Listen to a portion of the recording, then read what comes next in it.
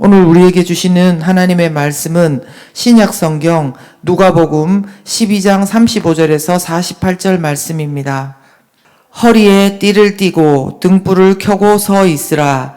너희는 마치 그 주인이 혼인집에서 돌아와 문을 두드리면 곧 열어주려고 기다리는 사람과 같이 되라. 주인이 와서 깨어 있는 것을 보면 그 종들은 복이 있으리로다. 내가 진실로 너희에게 이르노니 주인이 띠를 띠고 그 종들을 자리에 앉히고 나와 수종들리라. 주인이 혹 이경에나 혹 삼경에 이르러서도 종들이 그같이 하고 있는 것을 보면 그 종들은 복이 있으리로다. 너희도 아는 바니 집주인이 만일 도둑이 어느 때에 이를 줄을 알았더라면 그 집을 뚫지 못하게 하였으리라. 그러므로 너희도 준비하고 있으라. 생각하지 않은 때에 인자가 오리라 하시니라. 베드로가 여짜오되 주께서 이 비유를 우리에게 하심이니이까 모든 사람에게 하심이니이까. 주께서 이르시되 지혜 있고 진실한 청지기가 되어 주인에게 그 집 종들을 맡아 때를 따라 양식을 나누어 줄 자가 누구냐. 주인이 이를 때에 그 종이 그렇게 하는 것을 보면 그 종은 복이 있으리로다. 내가 참으로 너희에게 이르노니 주인이 그 모든 소유를 그에게 맡기리라.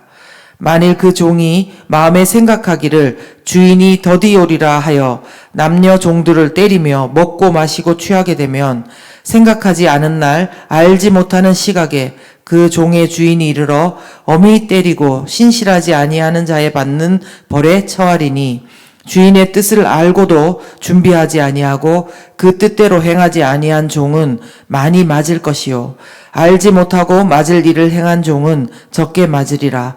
무릇 많이 받은 자에게는 많이 요구할 것이요 많이 맡은 자에게는 많이 달라 할 것이니라. 아멘. 하이나 큐티 말씀 나누겠습니다. 제가 오늘 본문을 통해서 만난 주님은 40절 말씀을 통해서 우리가 생각하지 않은 때에 결산하시러 오실 예수님을 만났습니다.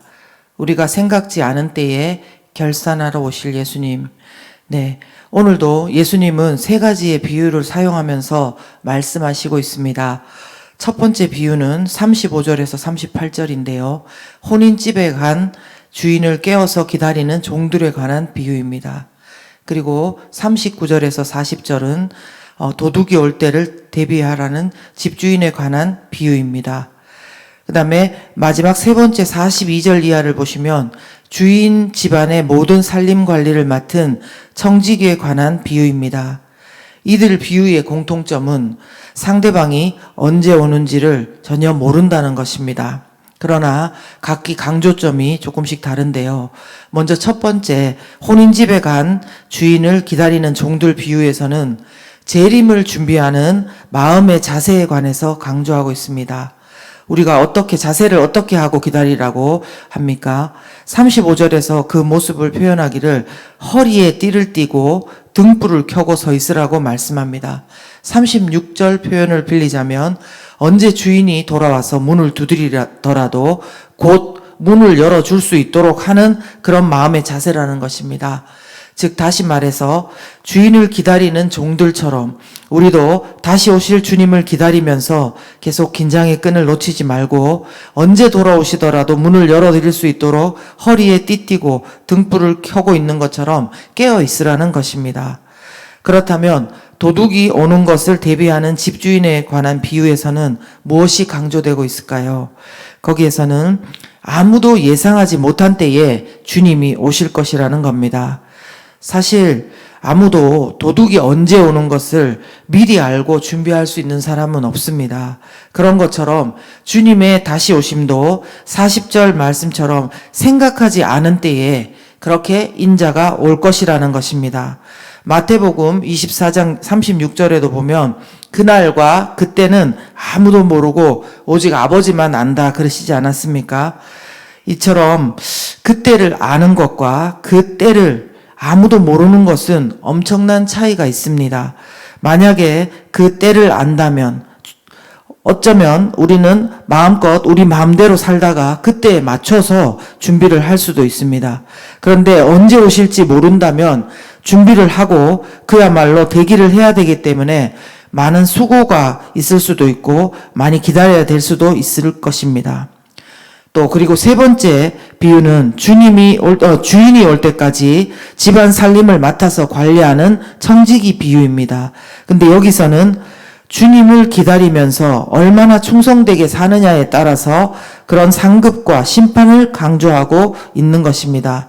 저는 오늘 말씀을 보면서 역시나 사람은 어떻게 생각하고 있느냐에 따라서 완전히 달라지는구나라는 생각을 했습니다. 45절 말씀을 보면 만일 청지기가 주인이 더디 올 것이다, 천천히 오실 거다 이렇게 생각한다면은 절제하지 못하고 규모 없이 남녀 종들을 때리면서 먹고 마시고 취하여서 살아갈 것이기 때문에 그가 생각지도 못한 시간에 온 주인에게 엄히 때림을 받고 벌을 받을 것이라는 겁니다. 그런데 반대로 주님을 신뢰하고 주님의 말을 신뢰하면서 언젠가 그 주님이 오실 거라고 생각하는 청지기는 더 많은 수고와 더 오랜 인내로 어떨 때는 숨이 턱에 차오를지라도 42절의 말씀처럼 주인이 맡기고 간 일들을 종들에게 시키고 그들을 때를 따라 양식을 잘 나누면서 살게 되는 것입니다. 성경은 이들을 지혜 있고 진실한, 이게 원어적으로 봤을 때는 믿을 만한 충성스러운 그런 청지기라는 영광된 호칭으로 부르고 있습니다. 주인은 이런 청지기에게는 어떻게 한다고 하십니까? 돌아왔을 때 칭찬함은 물론이고 주인의 모든 소유를 맡길 것이라는 것입니다. 사랑하는 여러분, 우리 모두에게도 오늘 비유의 종들과 청지기처럼 주인이 맡겨준 우리 주 예수님이 다시 오실 때까지 맡겨주신 삶의 영역들과 시간들이 있습니다. 예전부터 주님 오실 날이 가까워졌다고 말들은 계속 있어 왔습니다. 그러나 이렇게 2000년이나 넘은 지금 우리 세대에서도 마찬가지로 우리는 여전히 주님을 기다리고 있습니다. 그러나 분명한 것은 그때가 언제인지는 아버지 외에는 아무도 모르지만 반드시 우리가 생각지 못한 시간에 그때에 주님은 다시 오셔서 이 모든 것들에 대해서 결산하신다는 것입니다. 주님은 오늘도 우리가 각자의 삶 가운데 맡은 일들을 그 시간들을 지혜롭고 충성스럽게 잘 감당하는 자가 되기를 원하십니다. 네, 그래서 오늘 제가 만난 인간은 42절 이하에서 지혜롭고 충성스러운 청지기와 그렇지 않은 자의 모습을 보았습니다. 지혜롭고 충성스러운 청지기와 그렇지 않은 자의 모습. 우리 삶에서는 지혜 있고 충성스러운 청지기의 모습도 있지만 반면에 그 반대의 모습을 가지고 있는 사람도 있습니다. 아니 때로는 우리 한 사람 안에 이 두 가지를 놓고 마음속에서 어쩌면 굉장한 전쟁을 벌이고 있을 수도 있습니다. 그렇다면 저와 여러분이 오늘 본문 47절, 48절 말씀을 좀 보면서 우리 모두의 마음을 좀 잘 돌아보고 정돈하게 되었으면 좋겠습니다. 먼저 47절에 보시면 주의 뜻을 안다라고 하는 자들이 있습니다. 여기서 주인의 뜻을 안다, 이런 것은 단순히 한마디 말을 들었다는 것을 뜻하지 않는다고 합니다. 어떤 주석에 따르면 이것은 이 종이 그 주인이 무엇을 원하고 좋아하고 그런 것을 이미 예전의 경험으로 잘 알고 있는 것이라고 합니다. 이미 주인의 명령에 대해 다른 종보다 더 잘 따를 수 있는 여건이 있고 특권이 있는 사람이라는 것입니다. 그런데도 불구하고 주님의 뜻을 알고도 준비하지 않고 그 뜻대로 행하지 아니하는 종에게 그 주인은 많이 맞을 것이라는 경고를 합니다. 참 두렵고 무서운 말씀입니다.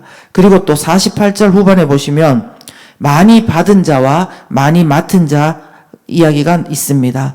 많이 받은 자는 이미 맡겨진 일에 필요한 재능과 은사를 많이 받은 자라는 것입니다. 또 많이 맡은 자는 그 일을 할 수 있는 환경과 대상이 이미 주어져서 그 일을 충분히 감당할 수 있는 위치에 있는 자라는 것입니다. 주님은 말씀하시기를 이처럼 많이 받은 자, 많이 맡은 자들에게 많이 달라고 하신다는 것입니다. 혹시 우리 가운데 이미 주님이 무엇을 기뻐하시고 주님이 무엇을 기대하시는지 잘 알고 있고 또 기도하면서 말씀 읽으면서 찬양하면서 또 주님의 뜻 가운데 내가 분명히 있다고 그렇게 인정하시는 분, 스스로 인정하시는 분들 계십니까? 저희 교육자들도 어쩌면 이 범주에 있겠지요. 그렇다면 저와 여러분은 많이 받은 자고 많이 맡은 자입니다. 또한 저같이 믿음의 몇 대 믿는 가정이시면 아마 여러분도 많이 받은 자이고 많이 맡은 자일 것입니다. 그런데 이런 사람들에게 주님이 많이 요구하실 것이라는 것이고 또 사람들의 기대도 남다르다는 것입니다. 그러므로 이런 것들이 우리에게 절대로 자랑일 수 없는 것이 이것은 맡은 자의 의무요 책임이 요구되기 때문입니다. 그런데 이제 이런 지점에서 전도사님, 그런데 저는 그런 많이 맡은 자, 많이 받은 자는 아니니까 잘 안 해도 괜찮겠네요. 이렇게 말씀하실 수도 있습니다. 그런데 저는 거기에 대해서 제가 뭐라고 말씀드릴 권한은 없습니다만 분명하게 말씀드릴 수 있는 것은 세상 누가 많이 받았다, 많이 맡았다 그렇게 말해서 그런 것이 아니라 주님께서 우리를 보고 내가 보기에 너는 많이 받은 자다. 너는 또한 많이 맡은 자다. 이렇게 하시는 것이 중요하다는 것입니다.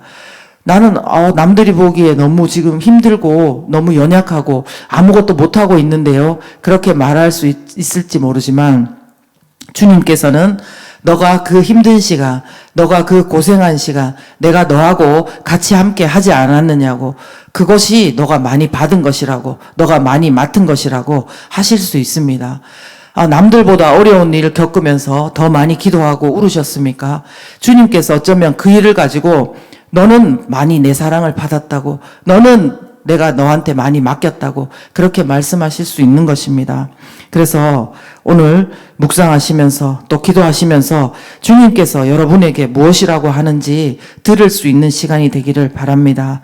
내가 어떻게 많이 받은 자요, 많이 맡은 자인가 의아할 수도 있겠지만 만약 주님께서 그래도 네가 많이 받은 자다, 네가 맡은 자다, 너가 깨어 있어야 된다 그렇게 오늘 말씀하신다면 주님 순종하겠습니다. 그 말씀을 제가 인정하겠습니다. 그렇게 하면서 오늘도 지혜롭고 충성스러운 정직이로서 그렇게 살 수 있도록 하나님 앞에 기도하는 저와 여러분이 되었으면 좋겠습니다.